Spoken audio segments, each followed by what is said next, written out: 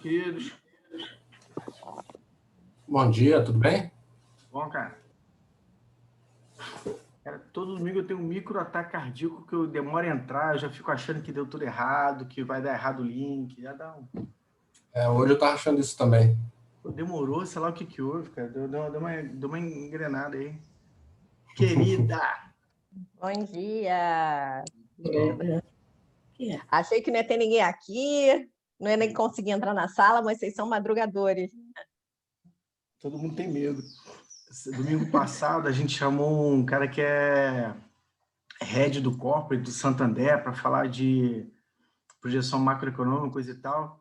E aí foi dando 7,53, 58, 59, 8,1, nada do cara entrar aqui nesse streaming. Imagina, dá um frio na barriga, né? Não, você tem que marcar com o palestrante uns 15 minutos antes. Você fala assim, olha, vamos testar o áudio, a apresentação, e aí você fica mais... Não tinha nem celular dele, Zela. Nem celular dele. Olha o risco, né? Mas eu te mandei mensagem às 7 da manhã, né? Então já sabia que eu estava ligada. Você já estava lá. Pois é. Molecada já tá aí. Bom dia, Máximo. Gostei de ver, hein, cara. O Máximo é lá da Bahia, Zela. Nossa, que prestígio, dia, hein? querido. Você é da Bahia. Muito Estamos bom. aqui todo domingo, às 7 da manhã, às 8. Alcance quase internacional. Tu brinca não, a gente teve um domingo que tinha um rapaz chamado Rodolfo, que estava na Austrália, tinha sido meu ex-aluno. No outro domingo teve uma menina chamada, esqueci completamente o nome dela, coitada. Ela tá em Londres, ela fez MBA lá e ficou por lá. Aí estava aqui participando aqui, a turma aqui. Aguenta que a turma tem um sprint final aí, nossa média de participantes é na casa de 50, 40, 50. Nosso pico foi 60. Daqui a pouco a turma entra aí. Beleza, não, ainda faltam 6 minutos. 6 minutos no domingo de manhã faz uma diferença enorme. E na quinta foi legal lá com o Dib? Pô, foi super legal, super legal. Eu só tenho um problema que eu falo muito, né? Então, eu gosto de perguntas no final. Então, você já começa a preparar suas perguntas desde o começo. Eu sinto muita falta quando não dá tempo de... Aí você fala com a turma como você prefere. Se você prefere perguntas durante, no final, como você achar melhor. Não, né? eu acho melhor no final, porque senão eu não consigo nem prestar atenção no chat de pergunta e na apresentação ao mesmo tempo. Eu tenho medo de acabar perdendo alguma pergunta aí no meio do caminho. É porque eu já falei tantas vezes sobre esse assunto, aí quando alguém faz uma pergunta, sempre vem uma ideia nova, né? É uma Silvana Ferrão, que ela é a esposa do Dib, está aqui. Ah, é? Ah, que legal. Mas ela deve ter visto na quinta, né? Se bem que não é a mesma palestra, é diferente. É diferente. Eu também, eu não me aguento ouvir falar sempre a mesma coisa. Então, cada palestra é uma palestra diferente, né? Engraçado como é que tá pipocando coisa, né? Eu vou te marcando quando aparece, né? Eu vi, faz bem. É bom que eu fico sabendo das novidades. Às vezes passa batido, né?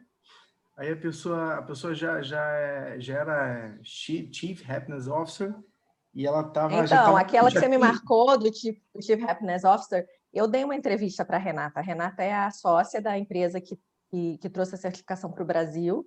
Ela trouxe a certificação de Portugal. A Renata e o Felipe. Legal. E aí, na verdade, quem me colocou em contato com eles foi o Marcelo Alac. Então, ele me apresentou para eles, aí bati um papo com eles, a gente até viu se ia fazer alguma coisa junto, acabamos não encontrando agora uma brecha, mas aí eu dei uma entrevista para ela, ela divulgou lá nos canais dela, ela viu se eu ia fazer uma palestra lá no curso dela, essa foi a primeira turma, muito legal, ela está fazendo um trabalho muito bacana de divulgação do assunto, né? Porque ela está com uma empresa de consultoria, de treinamento, então ela está estruturada com assessoria de imprensa e tudo mais, então ela está também junto nessa cruzada de awareness do assunto, né? Então é muito bacana. Bom dia para quem entra agora.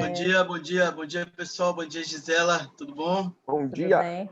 É que eu entro aqui e já vou falando, não tem problema de 8 horas da manhã. Leandro, Henrico, bom dia, Henrico. Bom Máximo, dia, André. Bom dia. E aí, meu caro, muito bom dia. O pessoal é pontual mesmo, né? Máximo tá cheio de leitura aí de startup, hein, para se divertir aí nos próximos dias. Rapaz, nem diga. Eu nem gosto muito do assunto, sabia, velho? Tipo, eu participo de uma coisa ou outra, mas eu não me enche muito os olhos assim. Eu acho legal porque empreender é um negócio massa. Então, entra na conta de coisas interessantes a se fazer. Não, eu fiz aqueles comentários lá no grupo do WhatsApp ontem, porque empreendedorismo não é improviso. Isso está sendo. Isso eu vejo vendido de uma forma muito confusa por aí, entendeu? É como se, tipo, faz parte quebrar. Tipo, pô, mano, beleza, faz parte, mas tipo, não é por isso que você vai fazer um negócio mal feito, né? Não é improviso, exatamente. Mas é justamente isso. Tem método, tem muita coisa para ajudar o negócio dar certo, entendeu? O Lean Startup é exatamente isso. O cara te ensina a fazer um MVPzinho pequenininho para você rodar sempre, para você já identificar o problema e consertar, em vez de construir um negócio gigantesco e depois quebrar de uma vez. Mas crescer de uma forma sustentável, né? Esse é meu maior medo, crescer de forma insustentável. Você daqui a pouco está pivotando, rapaz, está crescendo exponencialmente. Vai ter que comprar até uma árvore de Natal maior para botar aí no fundo, patriota. Não, se dá mais trabalho. Eu tenho um filho de 6 anos que derruba ela 2, 3 vezes por cada Natal, então... Mas já, patriota, olha só, agora você criou o quê? Domingo de manhã o quê? Tá todo mundo agora chateado, ninguém montou nada, você já montou, tá criando ansiedade no grupo. A questão é, pelo amor de Deus. É régua alta. Não, se eu criei ansiedade, então ótimo, porque a Gisele veio aí para... Gisela, né? Gisela, perdão. Gisela. Tô acostumada. Depois do meu diploma da faculdade veio escrito Gisele. Sério? Sério, eu tive que mandar trocar. Depois, no meu casamento, a juíza de paz me chamou de Gisele também, na frente de todos os convidados. Mas aqui a gente é educadinho. Eu desde 2002 chamando de Gisele, agora Gisela. Tá doido só. Antônio Linhares, aí sim, pronto. Agora estamos aí. O Linhares trabalhou. Eu tive o prazer de trabalhar na Wilson com o Antônio. Bom dia, você já viu a voz. Uma de rock aí. Por acaso, ele é um expoente no país, mas não, dele é rock. Mas você já viu pelo bom dia dele, né, Marcelo? É o bom dia de 8 horas da manhã. Não, pô, essa voz assim de, poxa, né, de vocalista de banda e tal, né? De bluesman. Oh yeah! Esse aqui é um grupo militar. A gente começa exatamente 8 bola a bola, como já são. Então, quem chegou, que chegou. Quem não chegou, vai entrando atrasado aí. Então, primeiro, meu muito obrigado, minha querida irmã de mestrado, Gisela Sender. Tá? Eu tive o prazer de dividir os bancos escolares do COPEAD lá no mestrado com a Gisela. Gisela, ela fez engenharia na UFRJ, fez MBA no IBMEC, tem mestrado e doutorado pelo COPEAD.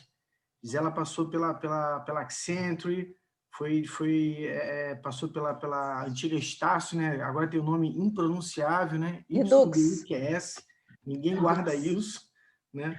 Passou pela Oi, professora da COPEAD, da Florida International University, e ela é diretora da K2 Consultoria, né? K2 Achievements, que é uma consultoria de gestão, tá? Gisela é uma apaixonada pelo tema que ela fez no doutorado, que é felicidade no trabalho. Estou dando muito certo na minha vida, ela será minha orientadora de doutorado. Gisela, prazer imenso. Todos contigo aí. Gente, obrigada. Primeiro, queria agradecer ao Marcelo pelo convite, como eu escrevi lá nas redes sociais, por dividir aqui o palco com ele e com vocês, né? Acho fantástica essa iniciativa. A iniciativa dele e a participação de vocês, né, de estarem comprometidos aqui. Eu acho até que falar de felicidade no trabalho para vocês é chover no molhado, porque se vocês estão aqui às 8 horas da manhã do domingo para falar sobre isso, vocês já devem ser super felizes no trabalho, não preciso explicar nada, né? Então, vou tentar trazer aqui uma humilde contribuição. E, enfim, eu trouxe uma apresentaçãozinha. Eu vou falar durante um tempo, depois eu queria bater um papo com vocês. Eu estava falando aqui no início, quem estava comigo, acho que o mais interessante dessas palestras que eu venho fazendo é a interação com vocês, né? que a gente consegue ver perspectivas diferentes, vocês não ficam só com a minha visão do assunto. Então, vou aqui compartilhar a nossa tela. Tem alguém que está com o microfone aberto, né? É a Simone, que já entrou com o microfone sou aberto. Oi, Simone, tudo bem? Bom dia. Bom dia, Simone. Share screen. E vamos embora. Vocês estão vendo aqui a carinha bonitinha aqui, o smile? Todo mundo vendo? Sim. Então, beleza. Bom, como o Marcelo falou, né, até para eu começar, eu sou engenheira de formação, né? Fiz engenharia de produção na UFRJ, então as pessoas, quando souberam que eu ia estudar felicidade no trabalho, o pessoal estranhou um pouco, né? As pessoas estranham um pouco, assim, pô, engenheira, consultora, número, né? Analítica, como é que vai estudar esse negócio que parece uma coisa mais cabeça? Como é que eu cheguei aqui, né? Durante muitos anos eu trabalhei em muitas empresas, trabalhei com consultoria há muito tempo, então tive a oportunidade de circular em empresas diferentes. Uma coisa que sempre me trouxe muita curiosidade, que eu observava, eram essas variações de emoções, né? De como é que as pessoas se sentiam. Então, às vezes, você via pessoas super animadas, as pessoas ficavam chateadas. No trabalho, algumas pessoas sofrendo mesmo. E a gente começa agora a ver nessas notícias, né, de burnout e tudo mais. O que faz com que essas emoções todas aflorem no trabalho? Como é que é a relação das pessoas com o trabalho, né? E aí surgiu uma oportunidade de fazer o doutorado, de encaixar junto com a minha atividade de consultoria, e eu acho que a melhor definição para o que eu faço foi a minha filha, que cunhou o termo de engenheira de gente. Então, ela diz, meu marido também é engenheiro, ela diz que ele é engenheiro de coisas e eu sou engenheira de gente. Então, a minha ideia aqui é que, normalmente, essa questão da felicidade, das emoções, ela se lida com ela de um ponto de vista muito de psicologia, né? E às vezes as pessoas que têm uma formação mais analítica como eu têm uma dificuldade até de, não só de entender, mas de aceitar, se a gente não consegue colocar isso de uma forma trancível e mais científica, né? E mais ligada a números e fatos e dados. Então, eu trago aqui uma visão um pouquinho diferente, ok? Bom, primeiro de tudo, como é que a gente chegou no ponto de hoje, num grupo de finanças, né, de alto nível, como a gente tem aqui, falando sobre o tema felicidade, né? Como é que eu cheguei na quinta-feira fazendo um webinar no COPEAD, melhor escola de negócios do Brasil, sem nenhum bias, falando de felicidade no trabalho. Como é que esse tema virou um tema, um hot topic aí no meio corporativo, né? Nesse meio empresarial. Tudo começa lá com o Adam Smith, né? o pai do capitalismo. Dentro lá das suas ideias, ele trouxe a ideia de que as pessoas trabalham por dinheiro, né? Que as pessoas são indolentes e que, se elas não tiverem a remuneração, elas não vão trabalhar. E isso acabou cunhando toda a forma de gestão dos anos seguintes. Então, toda a relação de trabalho acabou sendo baseada na remuneração, né? Quando veio Taylor, né, da administração científica, estudei muito isso na engenharia de produção, aquela história lá do Charlie Chaplin dos tempos modernos, né, da linha de produção, separando o trabalho em pequenas atividades, acreditando que quanto mais especializado, mais produtivo você foi, as pessoas foram cada vez mais se alienando do que elas faziam. Então, em vez de fazer um carro numa célula produtiva e ver o resultado do seu trabalho, elas apertavam parafuso, né? E aí isso foi num crescente. Até que lá no início, por volta de 1930, alguns cientistas chamaram um grupo de acadêmicos para dentro de uma fábrica da Bell Technology para fazer o que eles chamaram de Hawthorne Studies.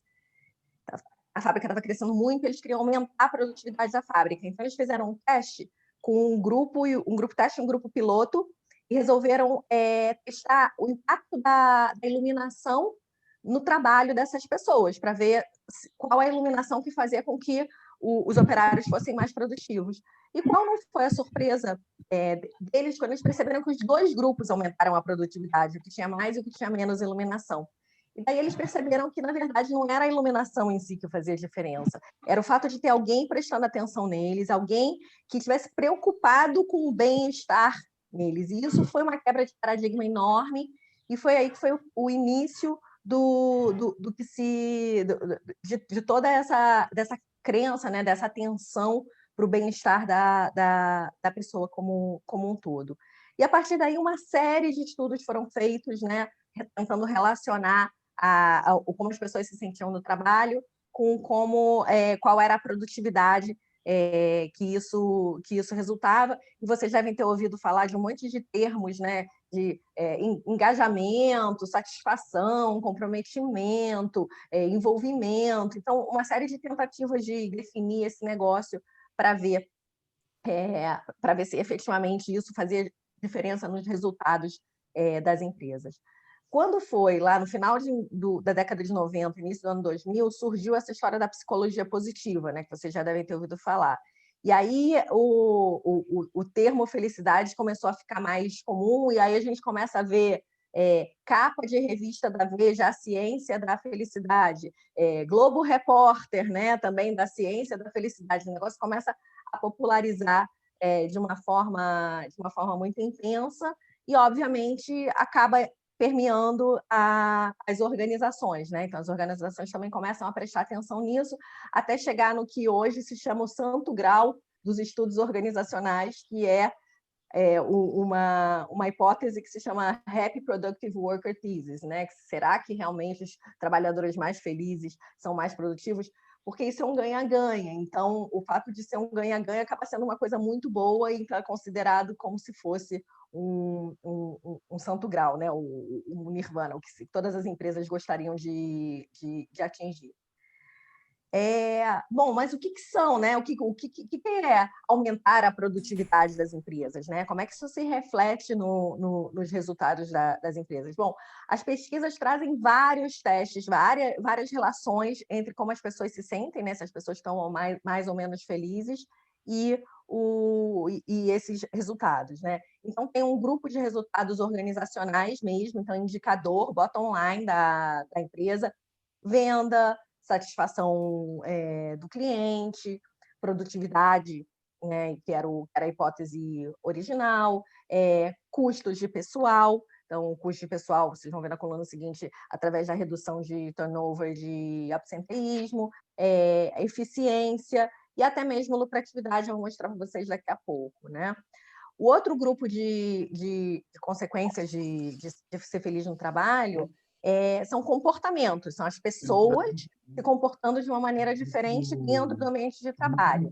Então, o desempenho dentro da sua própria função, que é o que a gente chama de desempenho in role, o desempenho extra role, que é fazer além do que estava previsto. As pessoas mais felizes elas acabam fazendo mais do que estava previsto, um comportamento de inovação, né? As pessoas são motivadas a inovar mais, a gente estava batendo papo no início sobre startup e tudo mais, então tem até o comportamento inovativo dentro das próprias empresas, como eu falei, turnover, né? Então a menor rotatividade, as pessoas que são mais felizes, elas saem mesmo saem menos da companhia, e absenteísmo, ficam menos doentes, faltam por menos motivos. Então, dentro da minha pesquisa, eu conversei com pessoas que disseram que elas não faltavam, iam trabalhar mesmo doente, e conversei com pessoas, uma menina que, nossa, me impactou muito. Ela falou assim, eu acordei desejando estar com conjuntivite para não ir trabalhar, porque conjuntivite não é uma doença muito séria,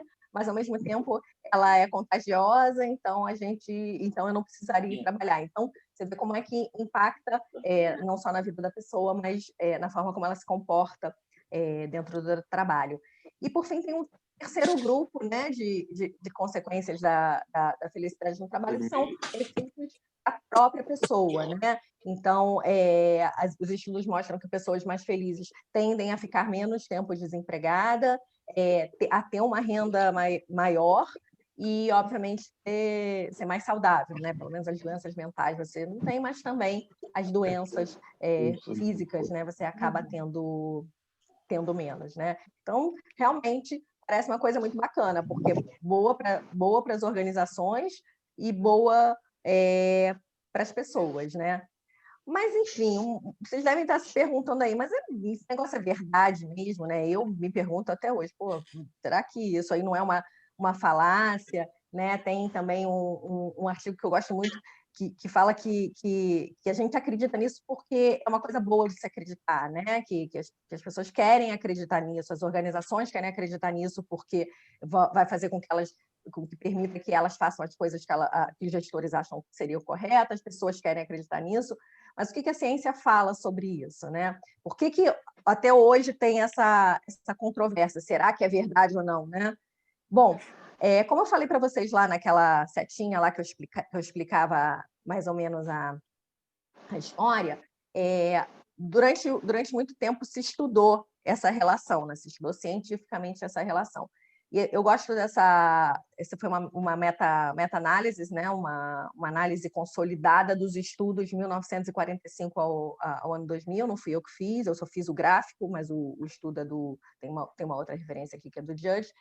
E aí que a gente consegue ver, primeiro, é uma grande dispersão de correlações, né? Então, não é uma coisa certa. E segundo, que a gente vê uma incidência maior dessa correlação lá numa faixa de 0,17, 0,31. Então, uma correlação baixa, né? Então, você tem algumas situações até que são mais altas, mas, de uma forma geral, até mais ou menos o ano 2000, que foi aquela fasezinha que a gente falou lá atrás, a gente não conseguia ter certeza de que realmente existia esse impacto e essa relação causal.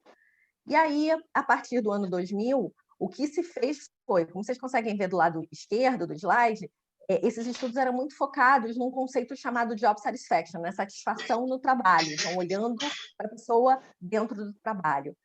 Nesse quadro do lado direito, o que vocês veem nas colunas, né, o que está aqui em cima, são diferentes conceitos, né, que a gente chama de construto na academia, para definir felicidade. Então, a gente pode definir felicidade como afeto, positivo e negativo, como a satisfação, como burnout, né? Burnout é uma coisa negativa, como bem-estar.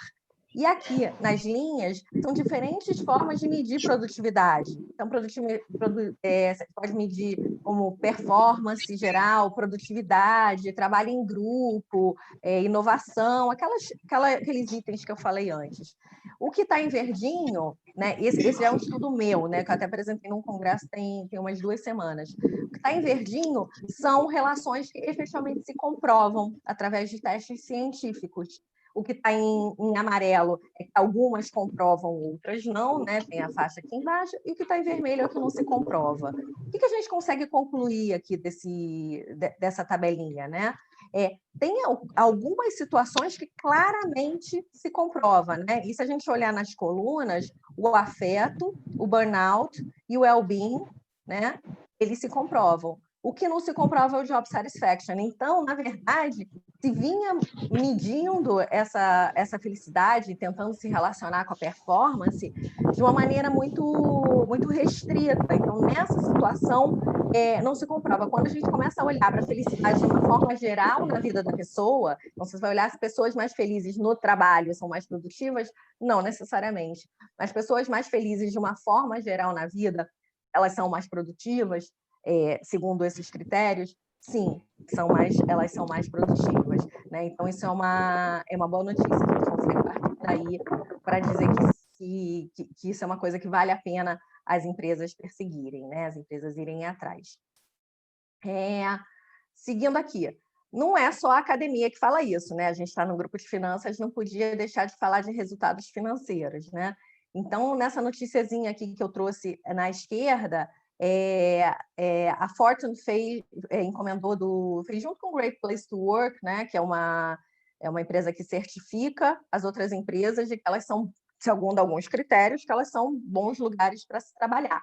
Então, você consegue ver aqui o gráfico em amarelo, na linha amarela, é o índice de valorização das ações das empresas que estão no grupo de Great Place to Work. E a linha laranja é o gráfico da valorização das empresas que estão dentro do índice Russell 3000. Aí você vê realmente que ela, como a gente fala, ela beat, né? Ela é bem, bem mais alta. Então, um período consistente ali, um período grande, né? Isso é até 2015, se eu não me engano.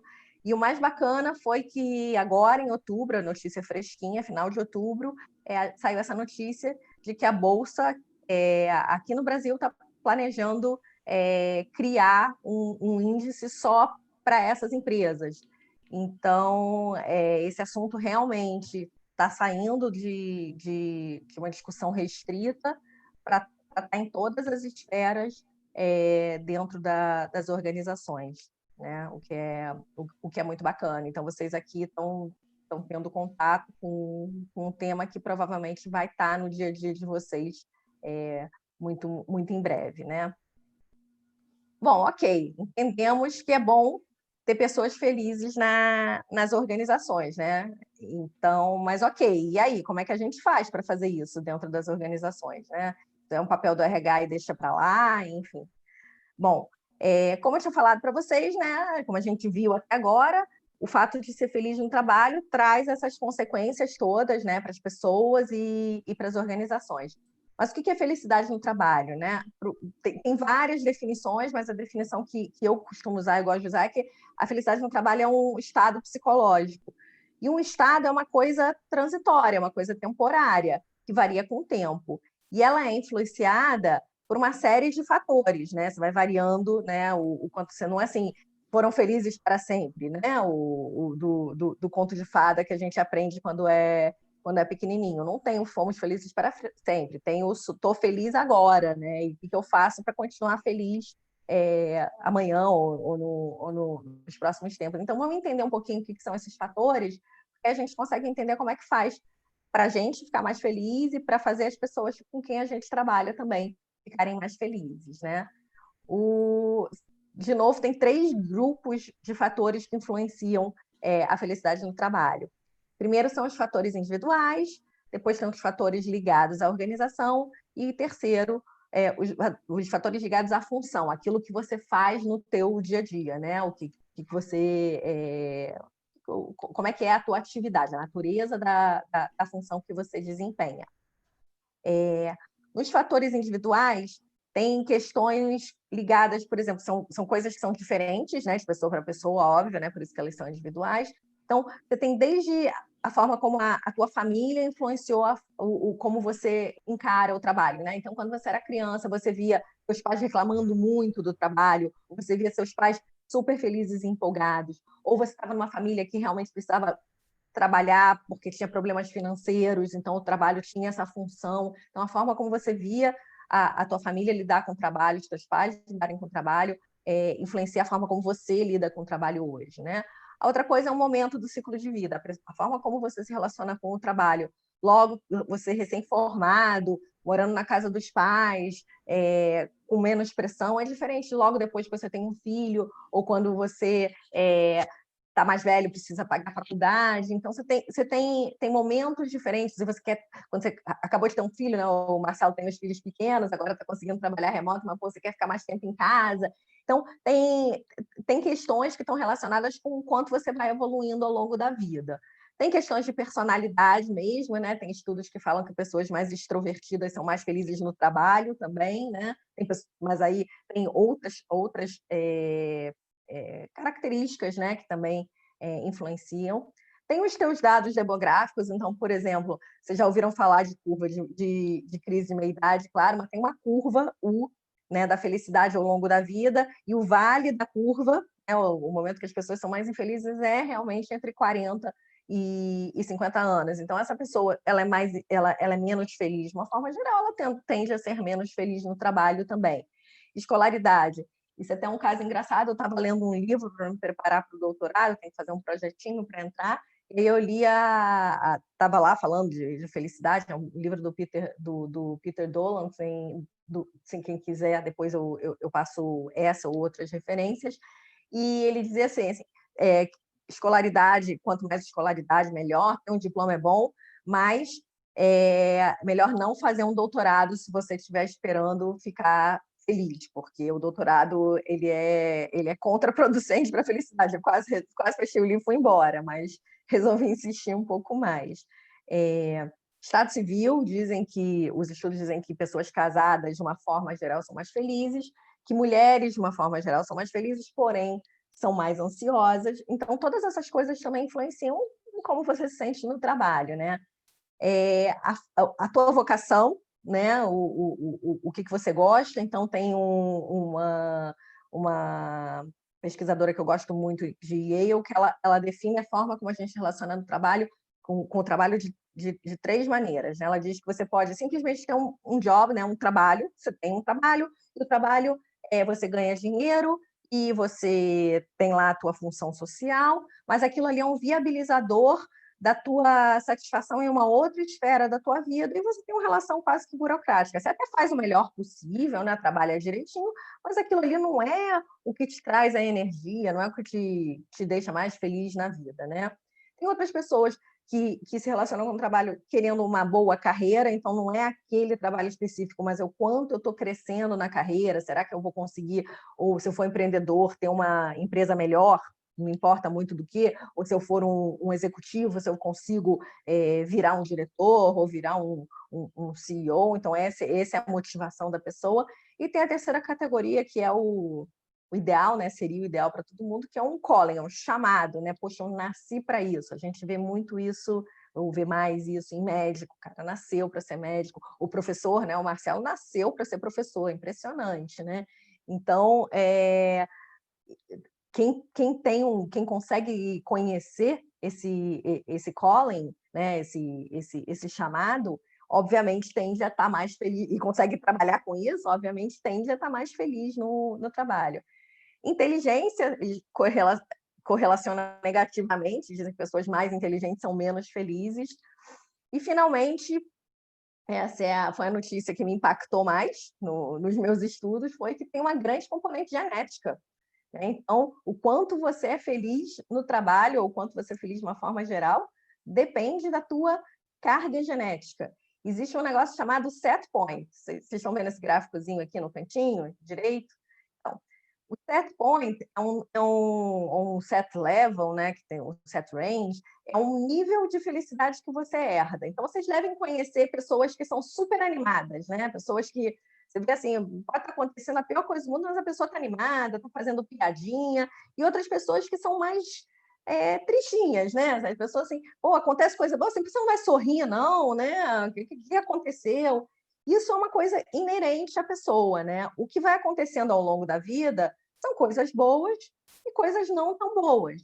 Essas coisas, você vai mudando o teu nível de felicidade à medida que elas acontecem. Mas a tendência é você voltar para esse set point, né? Para esse set level, né? Para esse baseline, como a gente chama. Trouxe um exemplo aqui. Como vocês podem ver, isso também foram estudos que foram feitos, quando você ganha na loteria, tá vendo como sobe a felicidade, mas depois ela volta. Por outro lado, aqui fizeram um estudo com pessoas que ficaram paralíticas. Você vê que desce mais ainda, demora um pouco mais, mas se não tiver nenhum comprometimento além desse, a pessoa se acostuma a lidar com aquela situação e ela volta pro set point dela, né? O que dizem que é muito extremo e que realmente muda o baseline total é quando se perde um filho, que realmente é uma perda tão grande, né, que eu não consigo nem imaginar que realmente aquilo ali desce o seu set point. Aí você já deve estar perguntando assim, então tá, beleza, já que tem esse negócio, não tem muito que eu possa fazer, herdei do papai e da mamãe meu nível de felicidade, né? Então, vou só contratar pessoas só vou trabalhar com pessoas que têm um set point alto e tá tudo resolvido. Mais ou menos, né? Na verdade, o que os estudos dizem é que... e esses estudos eles foram desenvolvidos pegando gêmeos, né? Então, você pode observar seus filhos, Marcelo, eles pegaram gêmeos separados e foram medir o nível de felicidade ao longo da vida, com coisas diferentes acontecendo, e mais ou menos ali convergiu. Mas esse nível de felicidade genético, ele responde por 50% da nossa felicidade geral. Tem outras coisas que influenciam. 10% são as circunstâncias, né, da nossa vida, que também a gente tem menos impacto nelas. Então, já que a gente vive, o Rio de Janeiro está perigoso, né? Não sei como é que está lá na Bahia com o Máximo, mas aqui no Rio está complicado. Então, você fica mais nervoso. E 40% são coisas que efetivamente a gente pode atuar. E aí é tudo isso que a gente está falando aqui, como é que a gente atua para ficar mais feliz, né? Então, a gente tem que atuar 40% ainda é bastante para a gente tentar aumentar a nossa felicidade e a felicidade das pessoas com quem a gente com quem a gente trabalha, né? Fatores ligados às organizações, né? Agora, o que a organização provê para os funcionários, né? Então, condições físicas e localização, isso era uma coisa muito forte na época que eu fiz a pesquisa, foi antes da pandemia. Então, se falava muito das dificuldades de locomoção, trabalho longe, né?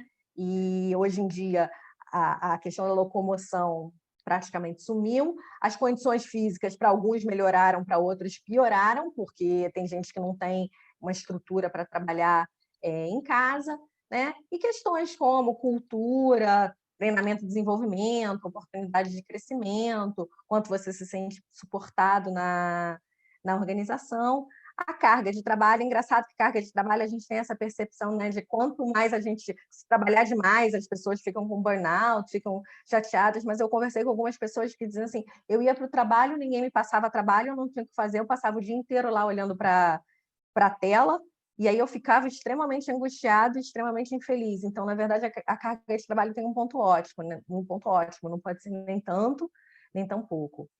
E aí a questão da remuneração, né? Lá que a nossa amiga Adam Smith falou lá atrás, e aí a gente tem essa ideia de que quanto mais a gente ganha, mais feliz a gente vai ser, né?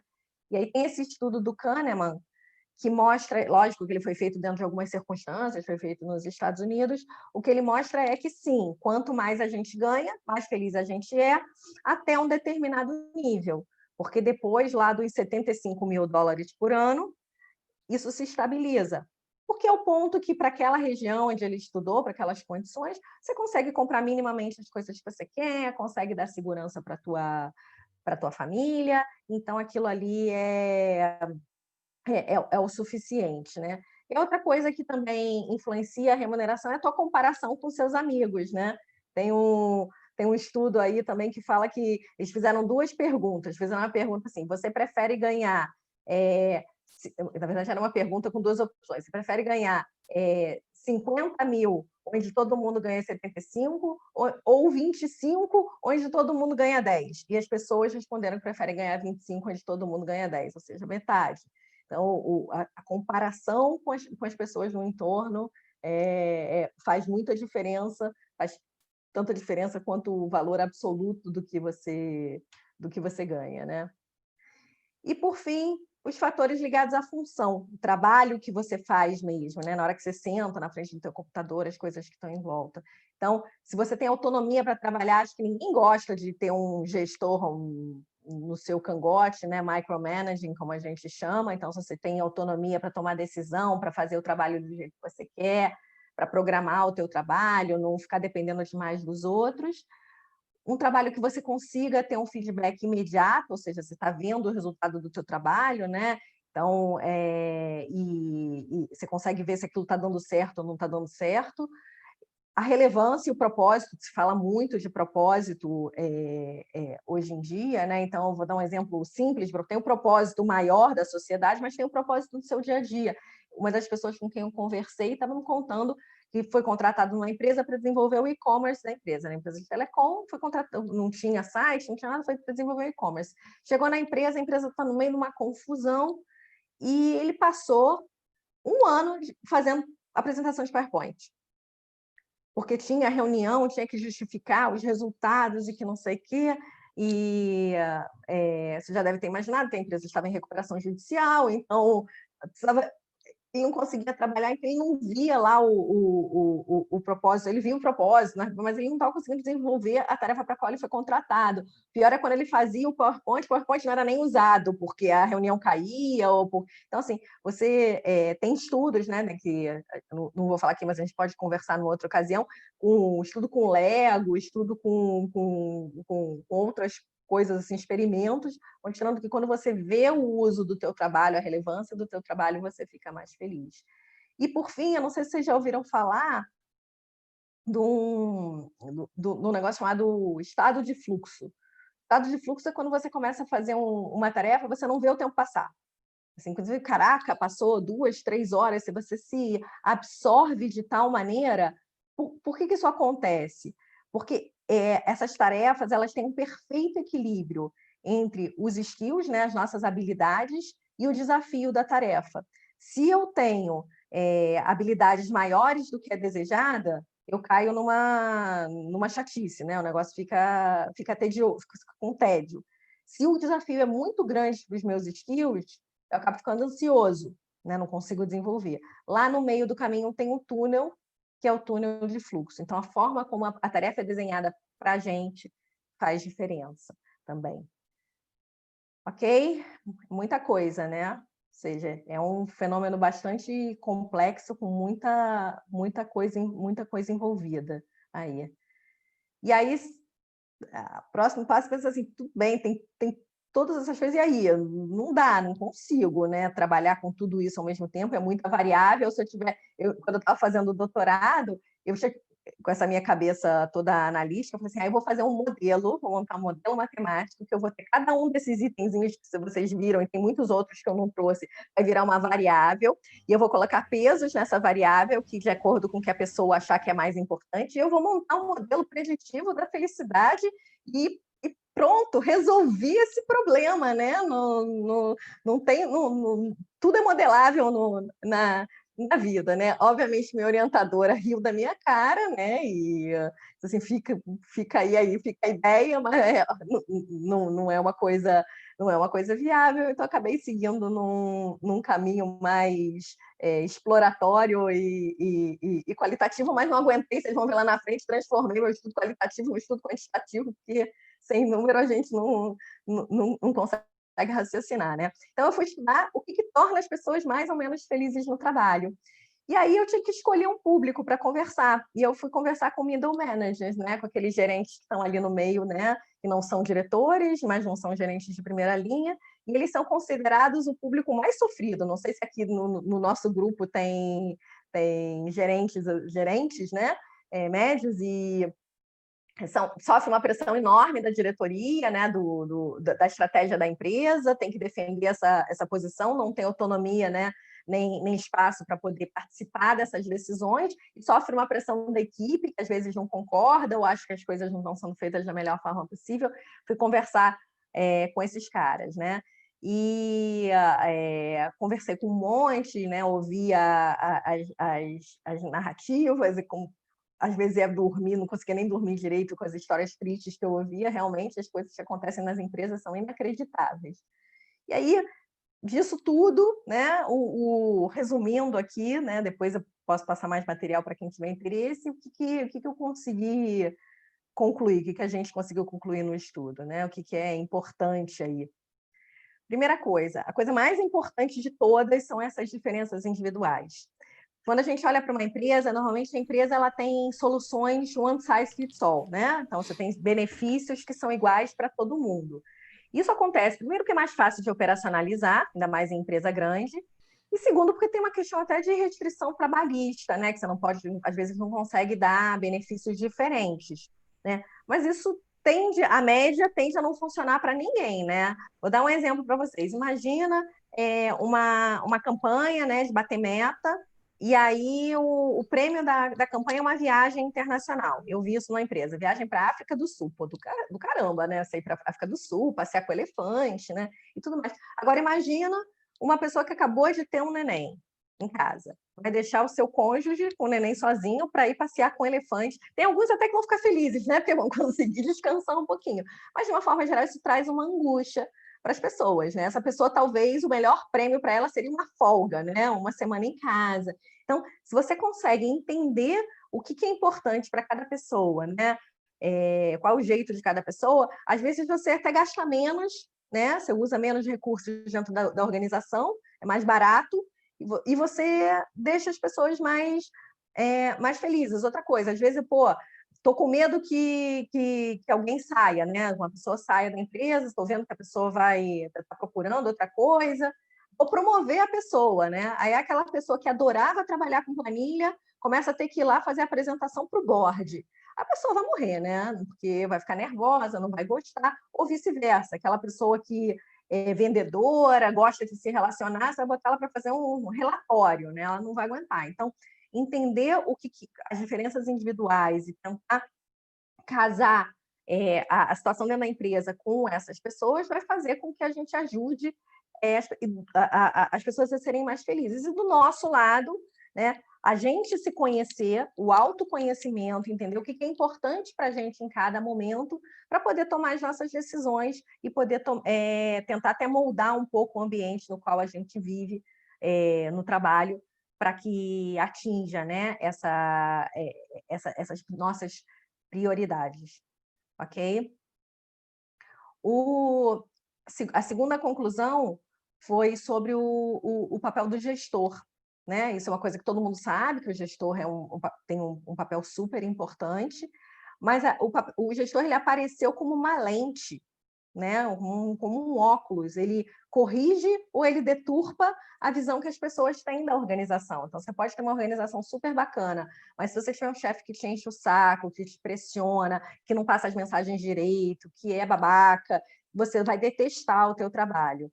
Por outro lado, eu também conversei com algumas pessoas dizendo assim, a empresa estava um caos, estava uma zona, estava tudo mudando, mas o meu gestor ele fazia tipo uma redoma em volta da gente, conseguia arredondar a bola, servia de colchão para as pressões, então você consegue trabalhar melhor.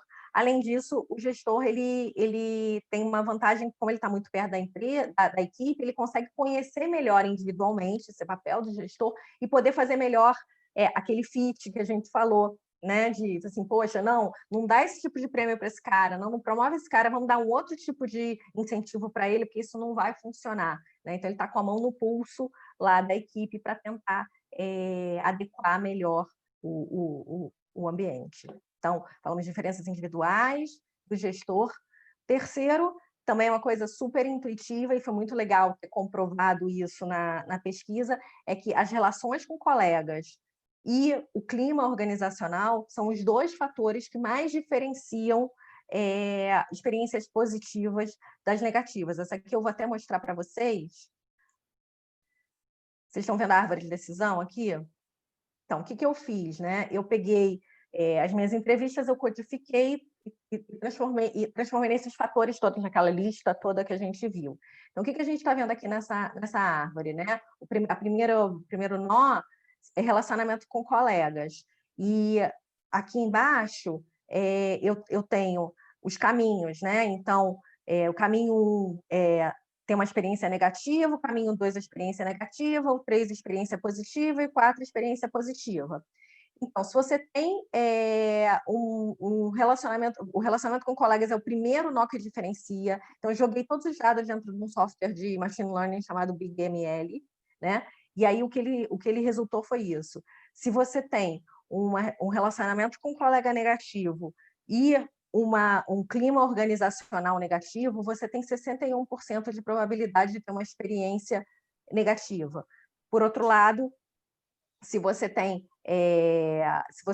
um relacionamento com um colega positivo e um clima organizacional positivo, você tem aqui 70% e 82% de probabilidade de ter uma experiência positiva. Então, são os dois fatores que mais diferenciam as experiências positivas e negativas. O gestor é o mais mencionado. Esse aqui é o que mais diferencia, né? Então, se tiver que prestar atenção em alguma coisa dentro das empresas, em relações com clientes e clima. O que é um problema hoje em dia, né? Na pandemia. Como é que a gente faz para estimular as relações entre colegas, né? Pelo Zoom, né? Como a gente está tendo aqui. É óbvio que você consegue fazer, mas não é a mesma coisa do que o cafezinho, né, no corredor, né, do que o bate-papo, do que almoçar junto, do que o olhar no olho do outro e ver que o outro está chateado, porque no Zoom você vai lá e se apruma, né?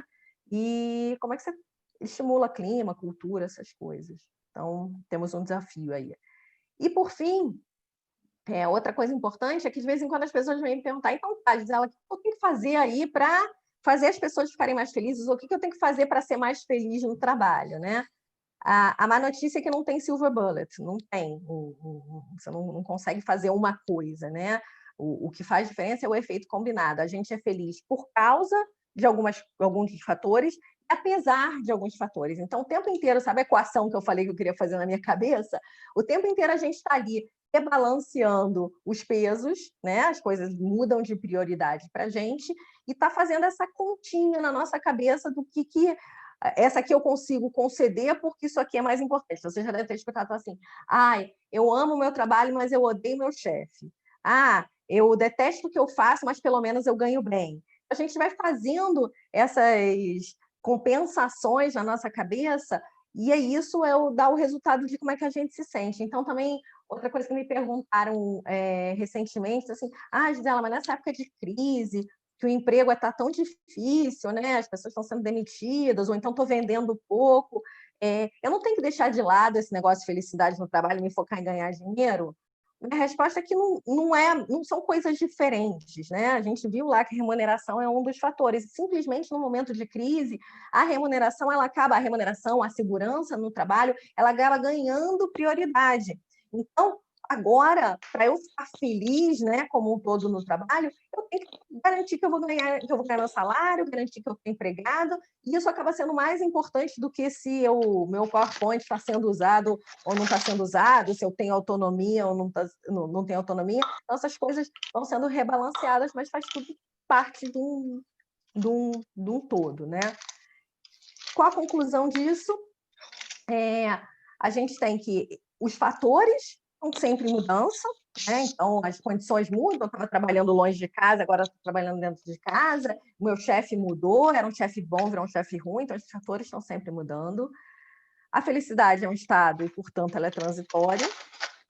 Então, com isso, o que acontece? A gente tem que reavaliar o tempo inteiro o que é importante para a gente, quais são essas condições para ver como é que a gente se sente e o que a gente tem que fazer a respeito.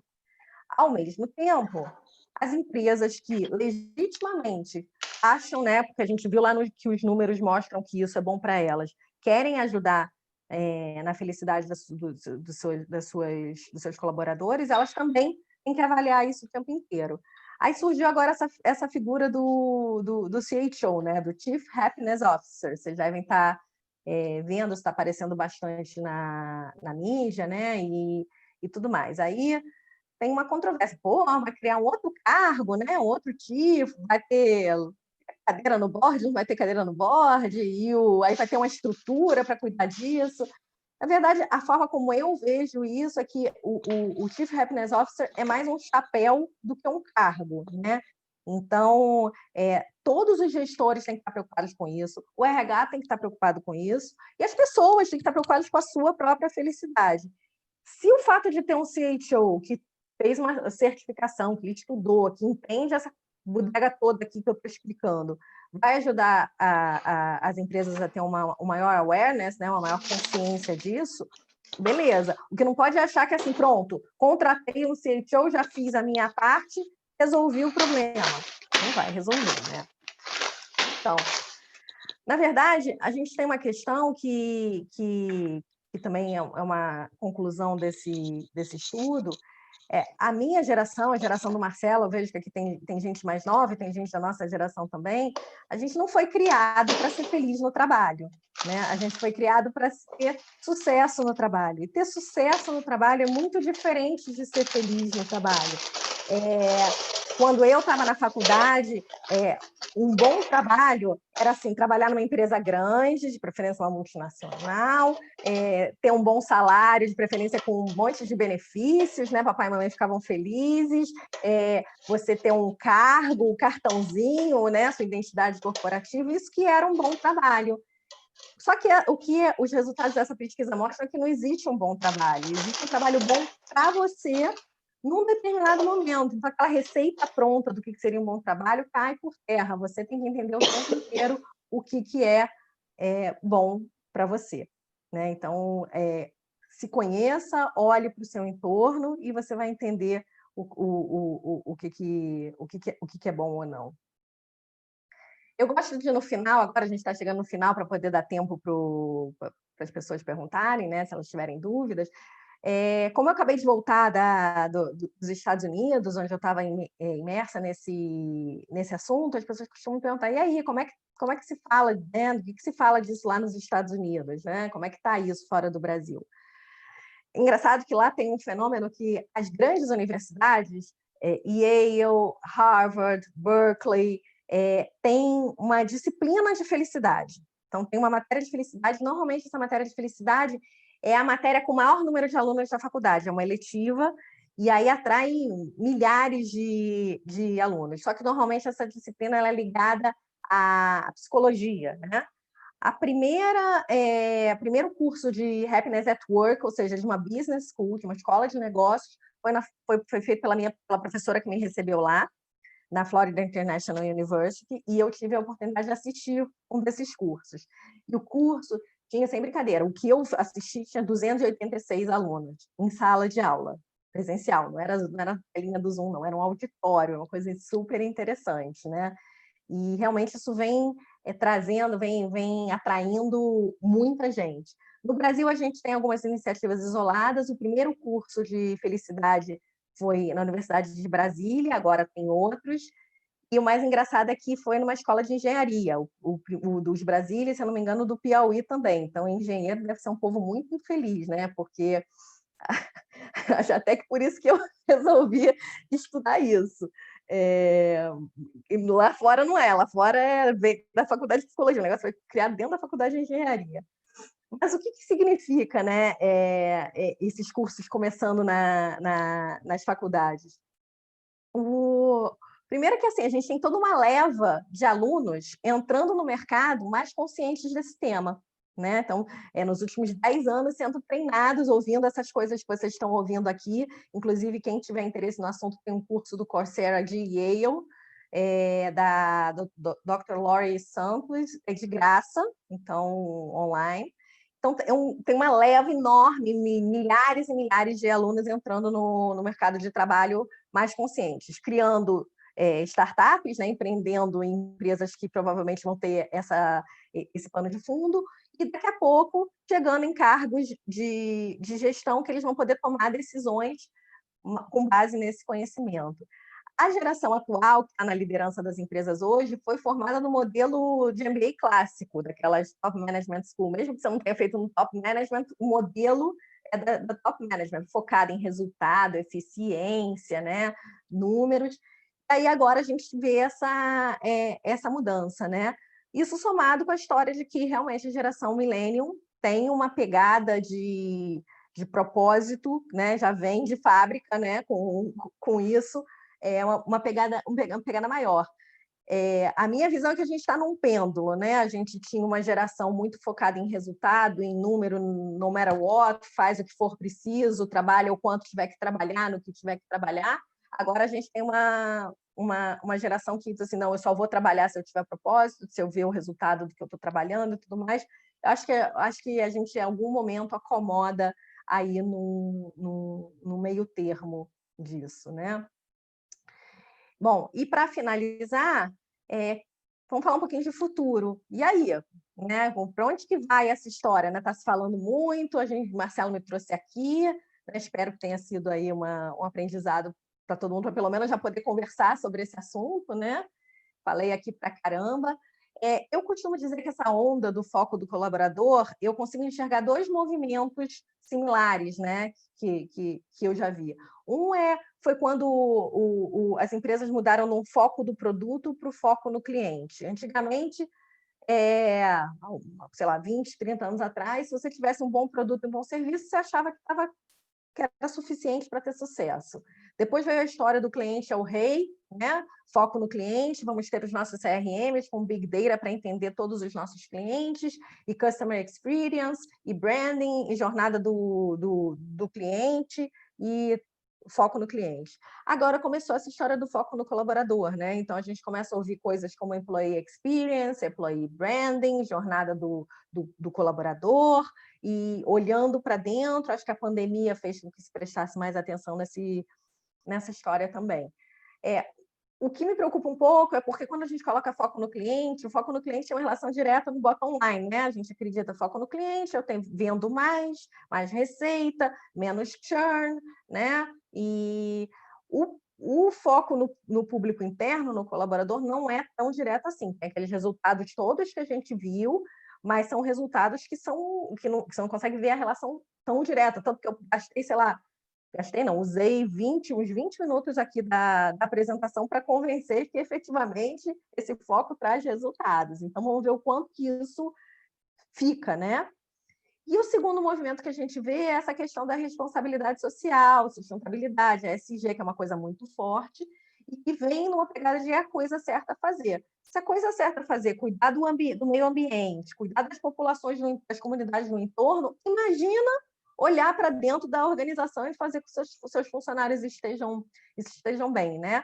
Não sei o quanto isso é feito porque realmente se acredita que é a coisa certa a fazer, ou por questão de retorno e exposição positiva da marca, mas o ponto é que tem se feito, né? E o que é uma coisa boa. Então, o que a gente pode fazer agora é aguardar, torcer e trabalhar para que essa tendência venha para ficar, né? E aí vocês conhecendo isso um pouquinho mais, podem, inclusive, desdobrar isso para as pessoas que estão no seu entorno.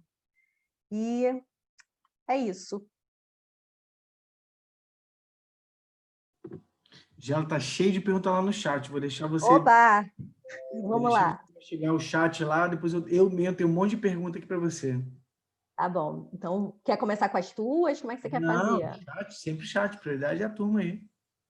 Então, lá. Tem uma pergunta aqui. Gisela, na árvore de decisão, você, do Thales, você utilizou alguma base de dados? Tem metodologia? Achei muito interessante. Então, óbvio, usei uma base de dados, a base de dados é minha. Então, o que eu fiz? Eu fiz essas entrevistas, né? Na verdade, conversei com esses gerentes, 2, 3 horas de entrevista.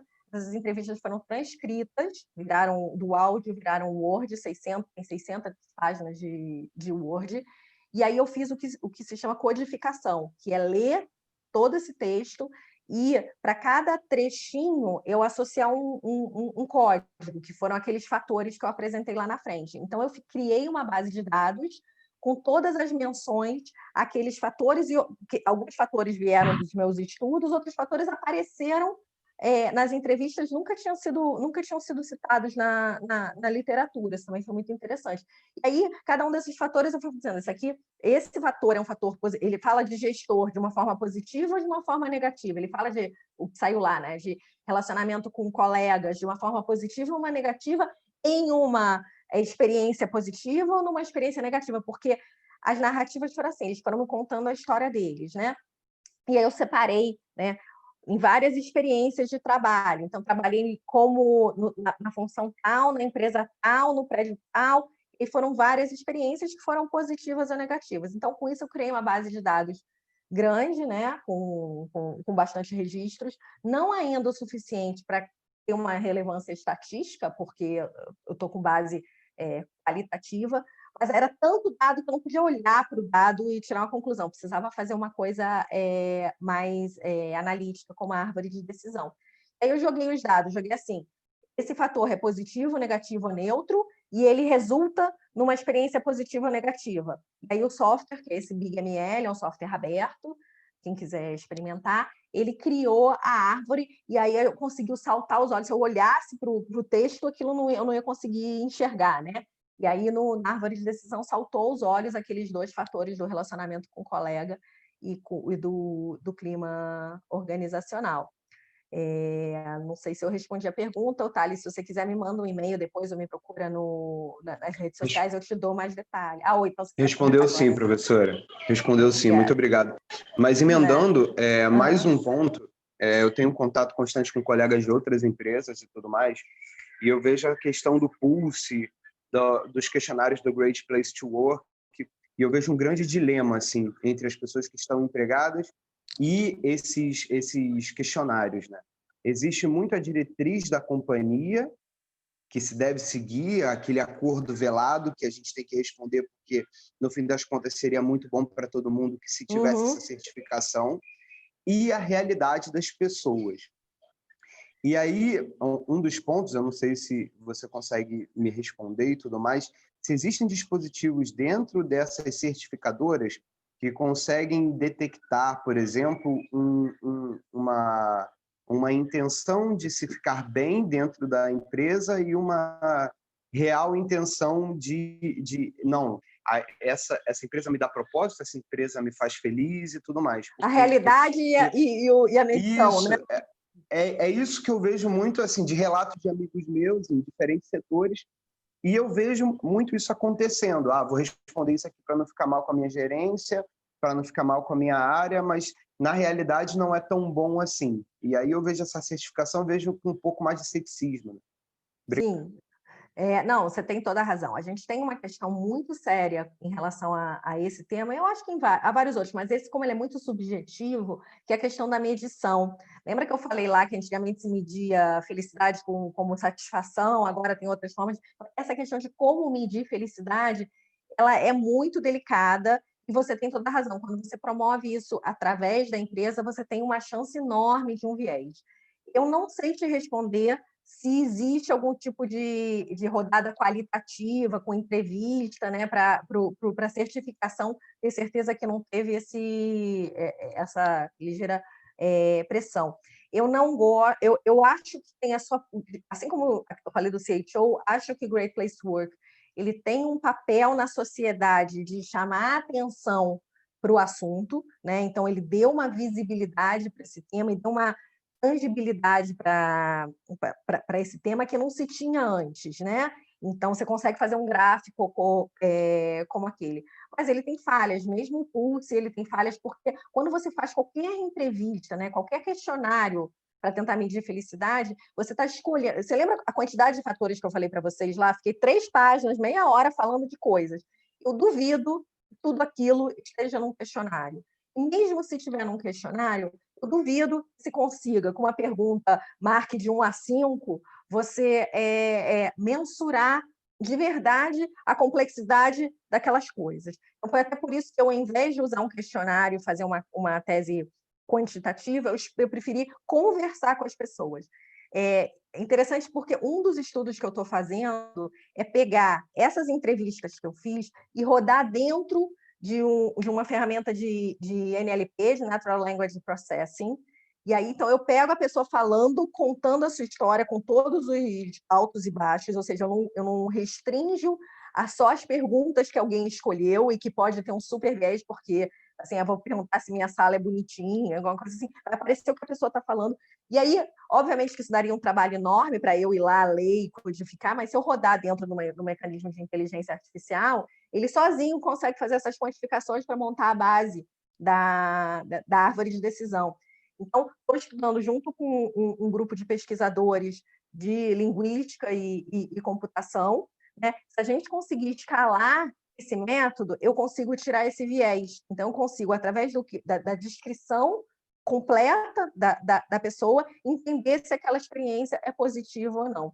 Só que isso é uma coisa que está começando. Então, acho que tem esses problemas, sim, que você apontou, né? Não consigo dizer o quanto e o que se tem feito para... Até foi um bom ponto que eu vou investigar, porque eu acho que é uma coisa interessante. Mas eu acho que é melhor ter isso do que não ter nada. Então, acho que a gente está numa evolução, né? O assunto é muito novo, né? Muito novo. Então, hoje a gente consegue definir o que é um ativo circulante com uma fórmula, não consigo fazer isso com felicidade. Então, a gente está assistindo ao vivo a evolução do tema, mas esses questionamentos são super importantes. Obrigada aí pela tua contribuição. Okay? Eu que agradeço, professora. Muito obrigado. Nada. Então, aqui a Isabela falou que ela vê da mesma forma que eu, concordo com você, a nomeação do CHO como uma carta de intenções da empresa é uma mensagem interessante, é isso mesmo. Então, foi o que eu falei, né? O fato da empresa estar preocupada em ter um CHO, em ter alguém que olhe para isso e que aprenda essas coisas que a gente está conversando aqui, já é um excelente sinal. Lógico, depende o quanto essa pessoa vai ter influência lá no dia a dia da empresa, né? E se não valia a pena ter vários CHOs, né? Ou fazer uma palestra como essa, de disseminação de conhecimento, mas eu concordo com você. Assim como o Great Place to Work, o CHO surge como um dos primeiros instrumentos de fazer o assunto penetrar de forma formal dentro das organizações, é isso mesmo. Tá? E aí... O André, né, fala, Isabela, concordo com sua visão da carta de intenções, mas o CHO precisa ter walk the talk, certo? Não só o marketing, foi isso que a gente falou agora, André. Primeiro, ele precisa ter empowerment para efetivamente influenciar, né, nas decisões, e segundo, precisa ser uma pessoa que reconhecidamente lida bem com o tema, né? Caso contrário, é um contra-exemplo, né? Mas só o fato das empresas estarem tomando essa decisão se vão ter um CHO ou não vão. Atualmente, eu tenho contato... A primeira certificadora de CHO aqui no Brasil acabou de rodar a primeira turma, né? A Marcela até me marcou no post. E eu tenho contato com essa empresa, até dei uma entrevista lá gravada para eles, falo um pouquinho de algumas dessas coisas que a gente falou aqui. E o que a sócia dessa empresa me falou é que ela trouxe essa metodologia de certificação de Portugal. Em Portugal, o negócio, assim, já está. Ela falou que a parceira dela lá de Portugal não precisa nem fazer propaganda, que as pessoas procuram ela, né? E aqui ela está ainda abrindo o mercado e tudo mais. O que está vindo, por enquanto, ainda são pessoas individualmente, não são empresas colocando pessoas dentro do curso, né? O que eu imaginava era a empresa vai escolher uma pessoa que vai ser o CHO e vai pagar a certificação, ou vai pedir para a pessoa fazer a certificação. Não é, as pessoas estão procurando sozinha. É óbvio que você pode nomear um CHO sem ter um certificado, mas acabou virando uma tendência. Lá nos Estados Unidos também tem um monte dessas certificações. Então, assim como o Great Place to Work, estamos engatinhando, vamos assistir aqui os próximos movimentos a respeito. Aí o Saulo pergunta se o software é um software de análise de sentimentos. Imagina que você está perguntando do BigML, que eu fiz a árvore, ou cadê o Saulo? Ou você está perguntando do NLP? Deu Saulo. Bom. Ele respondeu. Ele acabou de responder a sua pergunta. Tá lá embaixo, tá. Do BigML. Então, o BigML não. O BigML é um software estatístico que faz várias análises estatísticas, faz análise de cluster, faz análise de árvore de decisão. Eu é que usei ele para uma análise de sentimento.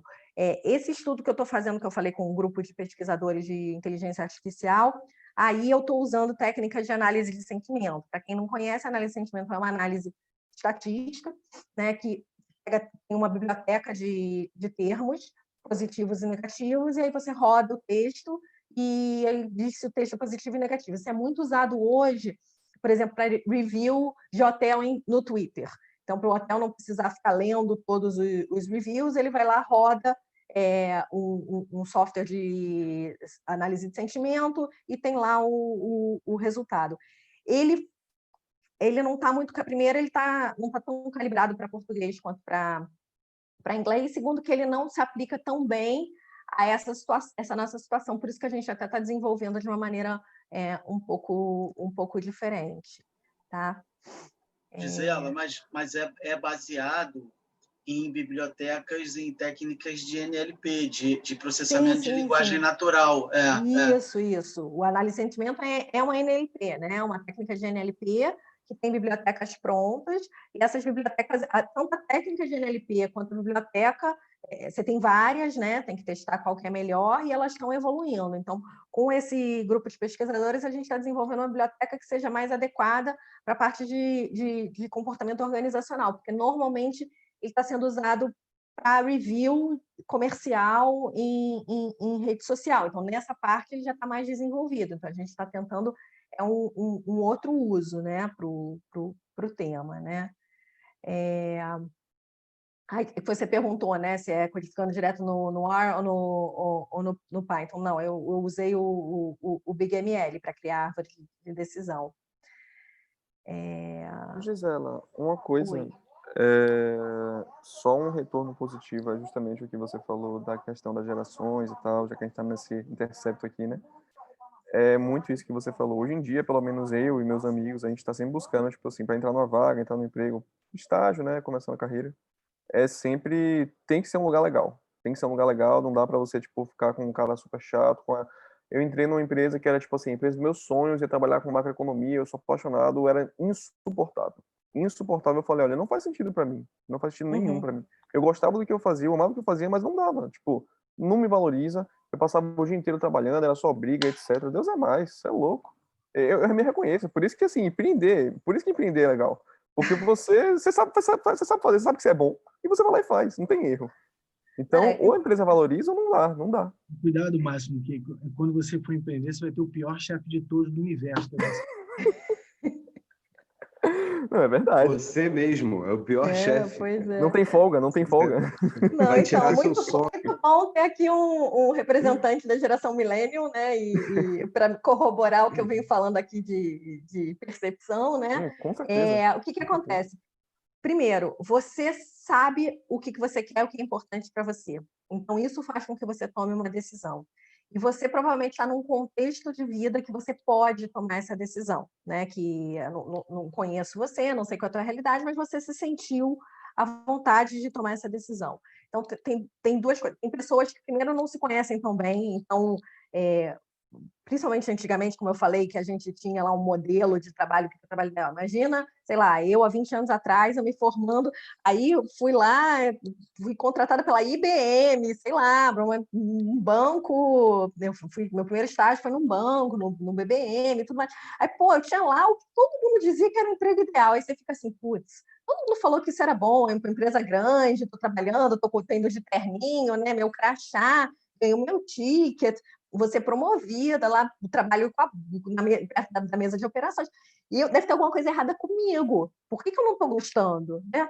O meu chefe é super bem sucedido, então eu tenho que ficar igual ao meu chefe. Eu acho meu chefe um babaca, mas eu tenho que ficar igual a ele, entendeu? Porque a errada sou eu, porque o modelo da sociedade é outro. Então, que bom que hoje os jovens que entram no mercado de trabalho podem pensar de uma maneira diferente, podem se autoconhecer para entender o que é bom para eles ou não, né? E que bom que você tem essa possibilidade. Agora, tem uma outra pessoa que pode achar que não vai dar certo empreendendo. Eu, por exemplo, nunca tentei, não quero, não vou. Por quê? Porque a questão da segurança de ter o meu salário no final do mês, nas minhas prioridades, na minha equação, tem um peso maior. Então, isso é mais... Eu aturo um pouco mais um chefe chato para ter o meu salário no final do mês, entendeu? Então, para cada um é diferente. Por isso que eu falei que o autoconhecimento, entender o que é importante para você naquele momento, isso é o que é importante para você agora, né? Então, entender a cada momento que é importante para você vai fazer você tomar as suas decisões ou até mesmo moldar o ambiente no teu entorno. Super obrigada aí pela colaboração. Como economista, como maximizar a sua função de utilidade? Mas existe a função... Mas é isso, você já tem o paradoxo de Earlington, se eu não me engano, depois eu passo para vocês, ele vai até ter trazido. Tem um monte de estudo de economia da felicidade. Podem procurar. Sim. Tem, entendeu? Que é super também embasa para caramba esses estudos que a gente está fazendo. É isso, é maximizar a sua felicidade dentro da curva com os pesos e está rebalanceando o tempo inteiro. Pois é, eu antes até do máximo, eu pensei logo na curva de utilidade. Aí eu queria lembrar só uma coisa, Máximo. Curvas de utilidade estão sujeitas a uma outra curva, que é uma restrição orçamentária. E aí eu vou usar isso para fazer um ponto aí com o comentário que o Thales botou no chat, viu, Gisela? Que ele está falando, nem todo mundo tem a mesma oportunidade.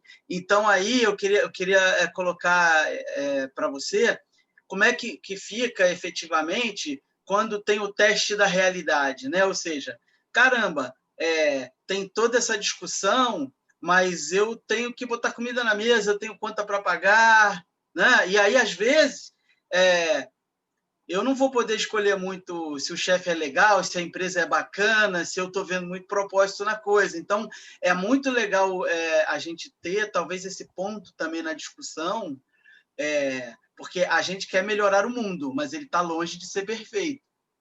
Eu tenho um contraponto aí, e é justamente sobre isso aí. Não é contraponto, eu acho que é muito um outlier mesmo.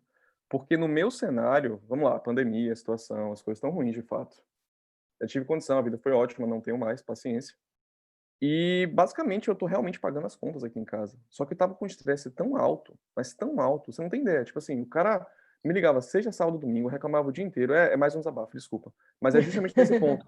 Porque eu não tinha, tipo assim, era eu realmente que tava pagando as contas aqui em casa, a gente vivendo de auxílio emergencial e com o estágio que eu tava lá, R$900, bacana. Só que eu não aguentei. Eu falei, não dá. Tipo, minha mãe tava doente pra caramba, eu não tinha tempo pra falar com ela. Minha namorada tava dizendo que a gente tava distante. Pô, isso é chato pra caramba. É meu apoio, é meu suporte emocional. Sem isso eu não consigo tocar. A liga não tava indo muito bem, que a gente toca a liga lá também. E aí foi acumulando as coisas, eu falei, olha, tudo bem, existem outros fatores.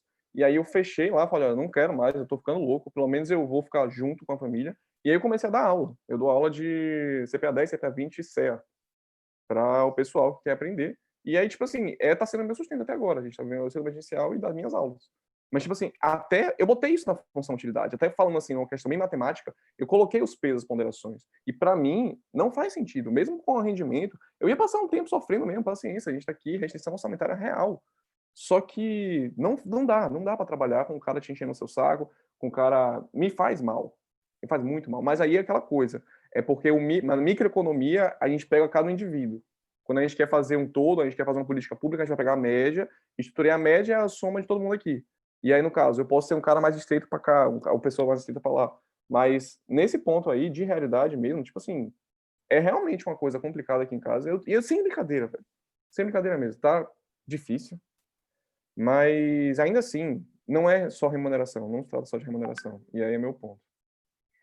Não, perfeita a resposta no máximo. Na verdade, eu até comentei isso ao longo da palestra, né? Que já outras pessoas vieram perguntar para mim, essa história toda muito bonitinha, mas na hora do vamos ver, né? Isso fica em segundo plano, principalmente agora com a pandemia.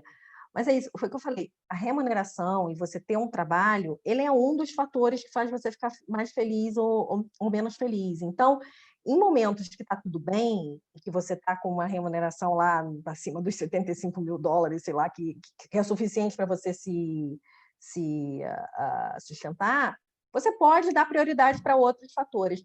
Na hora que você tira isso, esse fator da remuneração e da segurança no trabalho, ele acaba subindo de peso. Então, não é que são duas coisas diferentes. Quando a situação está ruim, eu ignoro a felicidade no trabalho e vou trabalhar. Não, quando a situação está ruim, assim, eu vou aguentar os problemas, os outros fatores, né? Vou ser feliz, eu vou estar bem ali no trabalho, apesar de todos esses outros fatores, porque pelo menos eu estou tendo a minha remuneração. No caso do Máximo, o negócio era tão ruim que não foi suficiente. Ter uma remuneração, inclusive num momento que era muito importante para ele, não foi suficiente para segurar a onda dos outros fatores, né? Então, você inconscientemente está o tempo inteiro avaliando o que é mais importante para você e como é que está aquele fator, né? O peso e a nota que você dá para o fator. E você vai rebalanceando, porque também não adianta você ficar doente, ter um burnout, e não conseguir nem trabalhar com isso, nem com as outras coisas que você está trabalhando agora. Então, parabéns por ter a clareza de conseguir tomar essa decisão, que deve ter sido uma decisão difícil, né, de abrir mão, e parabéns por estar conseguindo outros caminhos também, né? A Diana levantou a mãozinha, né? Quer falar? Oi, Gisela, quero. Me fala uma coisa, agora eu estou do outro lado do Máximo, tá? Eu sou uma empreendedora, tenho 12 colaboradores, e essa semana, por surpresa, eu tive uma colaboradora que pediu demissão, era uma estagiária. A gente está começando um processo de mapeamento de processos dentro da empresa. Então, a moça do RH foi medir a satisfação. E aí, o que aconteceu? A gente teve o inverso do que a gente queria. Como ela era uma pessoa diferente do nosso escopo, ela era toda tatuada, tinha um outro estilo, né? E em dado momento a gente percebeu que a gente estava como se nós estivéssemos incomodando ela. E quando a gente foi ter esse feedback dela, ela retraiu e achou que não estava tudo bem, ela dentro da empresa. Como que você vê essa situação? Quando o inverso, a gente está preocupado com a satisfação do colaborador, mas ele não quer se abrir, ele não quer passar para você se está tudo bem ou não. E aí a gente tem o inverso do que a gente queria. Nesse caso aí, um pedido de demissão. Ela se sentiu pressionada, né, de certa forma, Sim, né? Exatamente. Então, isso é super interessante, porque eu falo lá atrás, né, nas minhas conclusões, que é muito importante conhecer cada colaborador individualmente para poder prover para ele, ainda mais se for um colaborador bom, que você quer que fique, né? Se você conhecer ele melhor, você vai conseguir prover melhor um ambiente de trabalho para a pessoa ficar. Só que, assim, a gente está falando de algumas coisas que são até muito íntimas, né? Então, eu falei lá que é a família de origem, a situação que você está vivendo dentro de casa. Não necessariamente o colaborador quer dividir isso com a empresa, né? E ele não precisa dividir isso com a empresa, né? Então, tem uma questão de, às vezes, não fazer isso de uma forma tão oficial, né? Porque quando você chama para uma conversa oficial e conversa, ou se você faz um questionário, imagina, você tem uma empresa pequenininha, você consegue fazer isso, imagina uma empresa muito grande, aí você passa um questionário para mapear todos esses fatores de todas as pessoas. A pessoa pode se sentir invadida, vai botar um processo de assédio moral, né, na empresa, né? O que eu costumo recomendar é uma aproximação um pouco mais informal de gestor liderado, né? Então, na hora que você consegue bater um papo num café, né? Agora é mais difícil, né? Porque a gente está com o trabalho remoto, aí você tem que marcar um Zoom, né? Mas às vezes não é um Zoom, é ligar, dar um telefone, como é que você está, como é que você está se sentindo. Então, tem uma camada de conhecimento individual do colaborador, principalmente aqueles fatores individuais, né? A gente falou fator individual, fator da organização e fator da função. O fator da função é uma coisa mais técnica, né? Mas o fator individual é meio que comendo pelas beiradas. Então, na hora que você sentou com ela, né, para ter uma conversa oficial, ainda mais ela sendo uma estagiária nova, ela realmente se recuou e ela está no direito dela, né? Porque ela deve, até por ser tatuada diferente, ela deve sentir medo de sentir o preconceito. Então, a gente está falando de pessoas lidando com pessoas, é muito, muito delicado. Então, para um próximo, né, num próximo caso, acho que um approach mais informal, né, de conhecer melhor a pessoa, e aí, como é que você está, o que você está achando, talvez funcione melhor.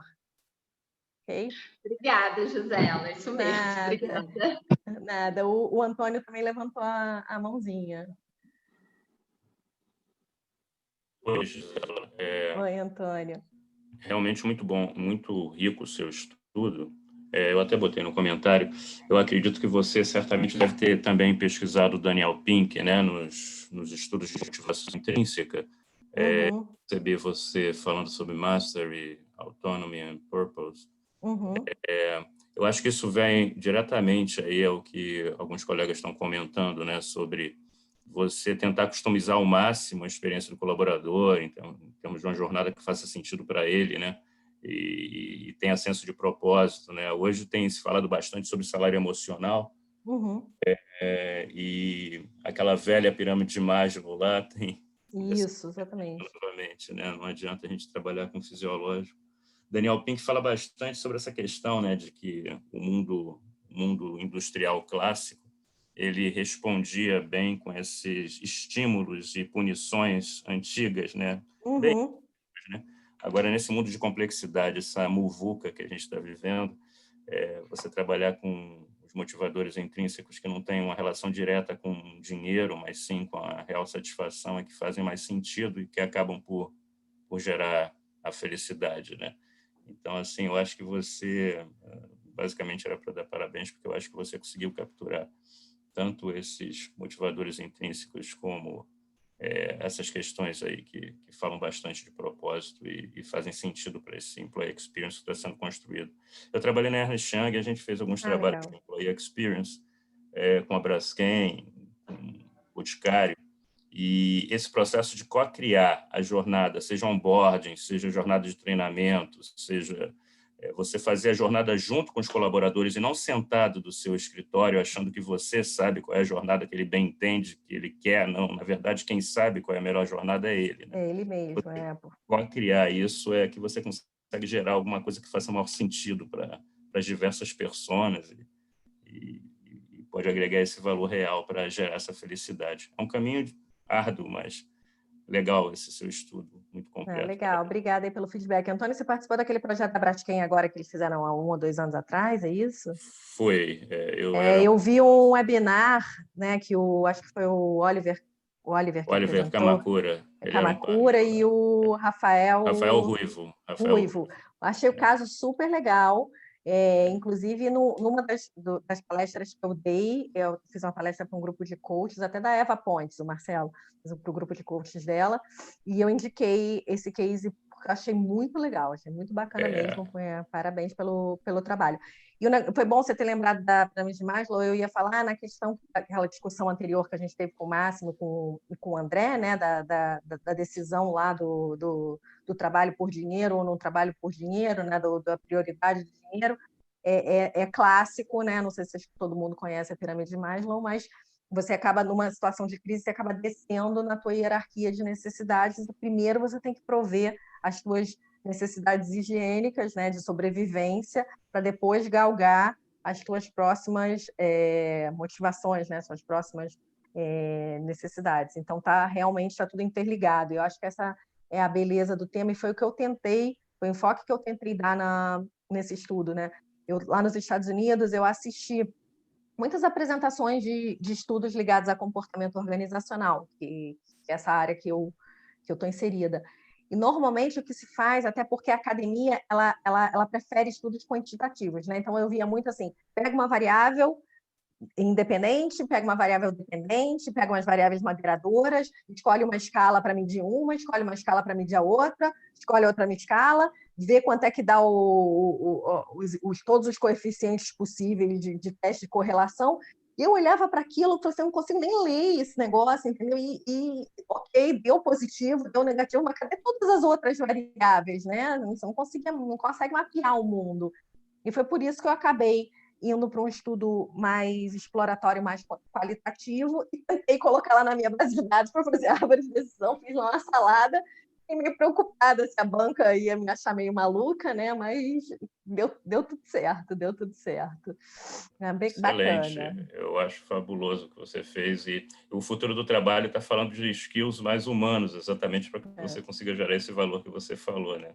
Muito sobre os robôs e tal, e eu me lembro que na Ernst Young a gente fazia lá a implantação de robôs em folhas de pagamento, em áreas contábeis, não mais só nos chãos de fábrica, né? E você conseguia uma redução lá você tinha 30 trabalhadores, você chegava a 5 trabalhadores com os robôs, o cara não vai no banheiro, não tira férias, etc. Mas o robô é para os serviços transacionais, né? Então, a gente tem que se provocar aí para os serviços que têm um skill mais humano, por isso que o futuro do trabalho é dos humanos, e para você poder trabalhar com os humanos, você tem que trabalhar com a felicidade. É isso aí. Se você quiser contatos do Ruivo, aproximação com o Oliver, é só falar comigo. Tá ótimo. Obrigada, Antônio. Obrigado. Deixa eu só ler aqui um comentário da Yasmin, que ela já colocou há um tempão, acabou ficando para trás, mas não queria deixar de colocar. Ela escreveu assim, interessante como na minha graduação de administração, sempre tem aquela conversa de desejo de se entrar em empresas que tenham um tratamento diferenciado com os funcionários, principalmente já que é o primeiro emprego do pessoal. E acho que a galera está na graduação agora e tem esse desejo de trabalhar nas partes administrativas da empresa, está buscando muito ver como as empresas se relacionam com os funcionários. Legal, Yasmin, porque na minha época que eu estava me graduando, a gente queria entrar numa empresa grande, boa, com bom salário, e não importava, ninguém nem falava nisso, nem sabia, assim, né, Marcelo? Não me preocupava nem perguntava para o amigo que trabalhava lá, né? Tanto faz, podia ser tratada. E, assim, a gente tinha que aceitar as coisas do jeito que eram, né? Fazia parte da nossa resiliência, a gente era assim mesmo. Então, muito legal ter esse depoimento, né? Aqui também o Saulo... Oi, quer falar, Marcelo? Eu sou 9h25. Excelente, acho que a melhor mensuração possível de como foi legal o encontro é eu ter que interromper ele, né? Que está acabando o tempo, né? Tá bom. Você nem fez as suas perguntas. Não tem problema nenhum. O pessoal acabou entendendo tudo aqui, né? Zela, fantástico, sabe? Muito obrigado. A gente vem numa toada aí de coisa muito técnica, né? Discussões mais técnicas com número, IPO, aquele papão de finanças, né? Então, a palestra hoje foi um bálsamo para a gente aqui, tá lembrando que nós somos seres humanos e que tem muito mais além do número do que numa empresa, né? Do que só numerologia, só DRE, balanço patrimonial, preço de ação. Então, tem gente lá e no final a gente lida com pessoas mesmo, tá? Todo final de apresentação, Gisela, a gente tira uma foto, tá? Então, eu queria pedir a hora da fotinha aí, vamos liberar a câmera aí rapidinho, para a gente poder registrar a presença de todos. Ó, a Isabela gostou do bálsamo. Olha, gente, olha o sorrisão agora aí, olha a hora aí. Vamos embora? Estou na primeira página ainda. Então, um sorrisão de todos aí, 1, 2, 1, 2. Pronto, deixa eu guardar aqui para não perder. Beleza, vamos para a página 2 aí. Segura na página aí, o sorrisão, bota lá. Vamos lá, sorrisão. Beleza, tem um amigo que estava no carro ali, né? O negócio tá animado. Não sei se tem a página 3 aqui, tem? Não, só 2 páginas mesmo. Gisela, mais uma vez, muito obrigado, tá? Eu vou... queria te pedir, por gentileza, assim que você puder, mandar para a gente a apresentação, a gente vai dividir com o grupo, né? Nosso evento ele é gravado, então a gente vai disponibilizar vai estar lá no nosso YouTube, né? O material. Que a gente pediu o seguinte, depois me devolve o host para eu poder fechar aqui a apresentação como host. Pessoal, muito obrigado aí, agradecimento aí ao Thales, a Isabela, a Lauria, o Máximo, a Diana, o Antônio Liares e a própria Isabela aí, pelas contribuições, tá bem? Recomendo fortemente, se você ficou interessado no assunto, tenho certeza que a Gisela vai ter o máximo carinho de te recomendar temas para você estudar, para você ler, aprofundar. Com certeza. Meu e-mail, gisela.sender@copiad.ufrj.br. Também pode me procurar lá no LinkedIn, rede social e sinal de fumaça, qualquer coisa. Meu WhatsApp, o Marcelo tem também, quem quiser. Adoro falar sobre o assunto, totalmente à disposição. Agradeço imensamente aí a oportunidade de discussão, foi ótima, super gostosa, né? Sempre me traz uns insights novos. E batem direitinho, viu? Isso. Também influencia na felicidade. Vamos tentar, de repente, daqui a 1 ano ou daqui a 6 meses, ter uma volta desse tema, né? Ver o que evoluiu em 1 ano, o que evoluiu em 6 meses, né? Acho que é um ponto interessante. Legal? Beleza, então, gente. Obrigada. Gisela, muito obrigada. Queridos todos, muito obrigado. Bom domingo para todos aí. Tá? Divulguem, queridos. É a forma que a gente tem de levar para o país esse conhecimento, tá? Lembrar que esse grupo ele é gratuito, ele é aberto. Nossa única intenção é mudar o país a partir da sala de aula. E vamos fazê-los, queridos. Tá bom? Estamos fazendo conexões aqui importantíssimas. A Rodrigo Leite contratando um menino lá do Nordeste, Gisela conhecendo Antônio Linhares. Estamos montando redes, conexões, tá? Não gosto muito da palavra network, mas são teias de uma cadeia que a gente vai criar e vai mudar o país. Tá bom? Queridos, um bom domingo. Vamos manter a energia boa aí. Um abraço, queridos. Obrigada. Tchau, tchau. Valeu. Tchau. Abração. Tchau, tchau. Valeu, gente. Muito obrigado pela oportunidade. Tchau, pessoal. Tchau, tchau. Tchau, bom domingo, pessoal.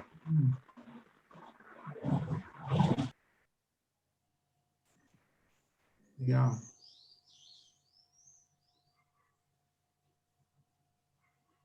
O pessoal sai com uma velocidade que me dá até medo.